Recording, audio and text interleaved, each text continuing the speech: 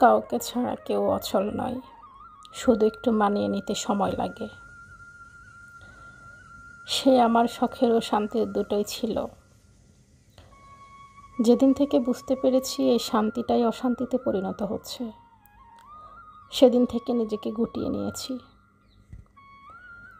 আমি শান্তিপ্রিয় মানুষ, হাসি খুশি প্রাণবন্ত চঞ্চল।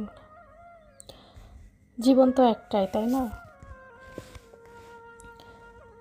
কি দরকার এই ছোট্ট জীবনে একটা টক্সিক লয়ার, সিটার, ক্যারেক্টারলেস মানুষের সাথে থেকে নিজেকে অপমান করা, নিজেকে ডিপ্রেশনে রাখা। তবুও নিজেকে বদলে ফেলেছি, কিন্তু বাকপল শূন্য। আমি আমার মতো, আমি ঠিক ততটাই এফোর্ট দেই, যতটা ফিডব্যাক আমি পাই। কিন্তু আমার শখের মানুষটাকে কোনো ফিডব্যাক ছাড়াই আমি এফোর্ট দিয়েছি। তবে একটা কথা কি জানেন? আপনি যাই করেন না কেন, একজন চরিত্রহীন মানুষ কখনোই পাল্টায় না। সাময়িক খোলস বদলায় মাত্র।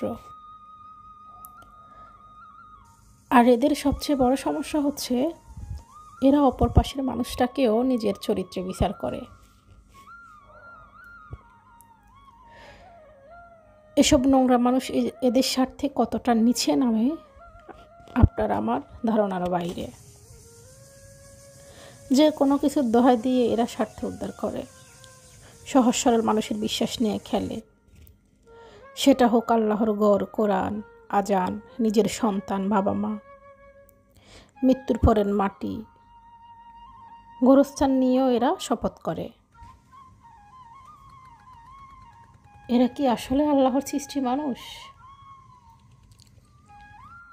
এদের সাথে এক আল্লাহ ছাড়া আসলে কেউই পারবে না, তাই ওনার উপর ছেড়ে দিয়েছি। যাই হোক, অনেক কথাই বলে ফেললাম। তো কেমন আছেন আপনারা সবাই? কথা বলতে বলতে চলে আসলাম নদীর পাড়ে। আর এটা হচ্ছে মেঘনা বিচ। আলেকজান্ডার অনেকেই নাম শুনেছেন হয়তো। তো ভিডিওটা অনেক পুরনো, আমার 1 বছর আগের ভিডিও। তো নদীর পাড়ে হচ্ছে যেখানে ঈদ উপলক্ষে আমি আমার আম্মুকে আর বাচ্চাকে নিয়ে ঘুরতে গিয়েছি, আম্মুর সাথে যাওয়া ওইখানে। ঈদ উপলক্ষে নদীর পাড়টা সুন্দরই ছিল, ভালোই ছিল। আর আমি এমনিতেই বরাবরই ঘোরাঘুরি পছন্দ করি, ভালো লাগে আমার। কিন্তু গরিব মানুষ, টাকা পয়সার অভাবে কোথাও ঘুরতে যাইতে পারি না, এটাই সমস্যা।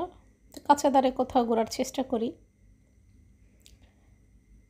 যাই হোক, আমরা যখন ঘুরতে গেছি তখন বিকাল টাইম, আছরের পর।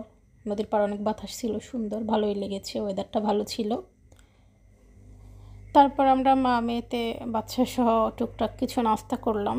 আর নদীর পাড়ে খুব একটা ভালো কিছু ছিল না, ফুচকা ছিল, ফুচকাটা মোটামুটি ভালো ছিল। তারপর আমরা ফুচকা খেলাম, আর বাচ্চা এখানে খেলনা নিয়ে দুষ্টুমি করতেছে। তারপর খাওয়া দাওয়া শেষ করে আমরা এখান থেকে উঠে গেলাম। আর ঘোরাঘুরি করার মতো কিছু ছিল না। আমি নতুন ভিডিও বানাচ্ছি, আমার অনেক কিছু ভুল ত্রুটি হইতে পারে। আমি অন্যদের মতো হয়তো চালু না ভিডিওতে, বা এডিটিং সুন্দর না, অনেক কিছুই ডিস্টার্ব হইতে পারে। আপনারা আশা করি খুব ভালোভাবে নেবেন, কারণ হচ্ছে প্রথম ভুল ত্রুটি হইতেই পারে। আমি অত পারফেক্ট কোনো ব্লগার না। তো এই ছিল আমার আজকের ভিডিও। আশা করি ভালো লেগেছে আপনাদের কাছে। ভালো লাগলে অবশ্যই একটু সাপোর্ট করবেন। ধন্যবাদ।